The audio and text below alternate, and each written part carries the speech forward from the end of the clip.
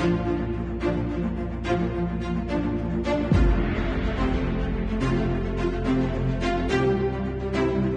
की बार तमिलनाडु में passenger train हादसे का शिकार हुई है।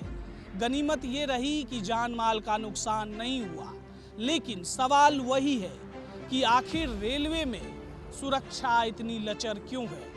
आइए आज पिछले 5 साल में कितनी ट्रेनें हादसे का शिकार हुई, कितनी जानें गई, सब कुछ विस्तार से जानते हैं। नमस्कार, मेरा नाम राकेश चौधरी है। आप विस्तार न्यूज देख रहे हैं। तमिलनाडु रेल हादसे पर दक्षिण रेलवे का कहना है कि कोई भी कोच पटरी से नहीं उतरा। हालांकि चश्मदीदों का कहना है कि बहुत तेज आवाज सुनाई दी थी। इसके बाद लोको पायलट ने ट्रेन रोक दी। इस घटना के चलते रानीपेट जिले के चित्तेरी रेलवे स्टेशन पर अफरा तफरी मच गई। गनीमत ये रही कि किसी की जान नहीं गई, लेकिन इस चूक ने एक बार फिर सिस्टम की हकीकत सामने ला दिया है। सवाल सिर्फ ये नहीं कि हादसा क्यों हुआ, सवाल ये है कि 5 साल में 200 हादसों के बाद भी हम सबक क्यों नहीं ले पाए। डिरेलमेंट का मतलब है सिस्टम का फेल होना। जून 2023 बालासोर 296 मौतें। कंचनजंगा जुलाई 2024 10 जाने गईं। और अब तमिलनाडु।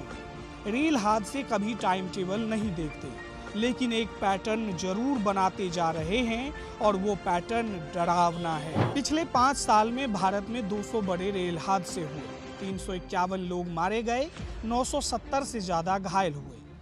हर तीसरे हादसे में ट्रेन पटरी से उतरी, यानी डिरेलमेंट हमारी सबसे बड़ी कमजोरी बन चुका है। आखिर गलती कहाँ हो रही है? सिग्नल फेल 30%, ह्यूमन एरर 25%, पुराने और जर्जर ट्रैक 20%, रखरखाव में लापरवाही 15%। बाकी हादसे मौसम, तकनीकी खामी या लोडिंग एरर के कारण हुए। कहने को ट्रेनें तेज हो रही हैं, लेकिन ट्रैक अब भी पिछली सदी के हैं। सरकार का जवाब है कवच है, एआई है, मॉनिटरिंग हो रही है, लेकिन हकीकत ये है कि कवच जैसे सेफ्टी सिस्टम अभी सिर्फ 1500 किलोमीटर पर लागू हो पाए हैं और रेलवे का नेटवर्क 68,000 किलोमीटर से भी ज्यादा।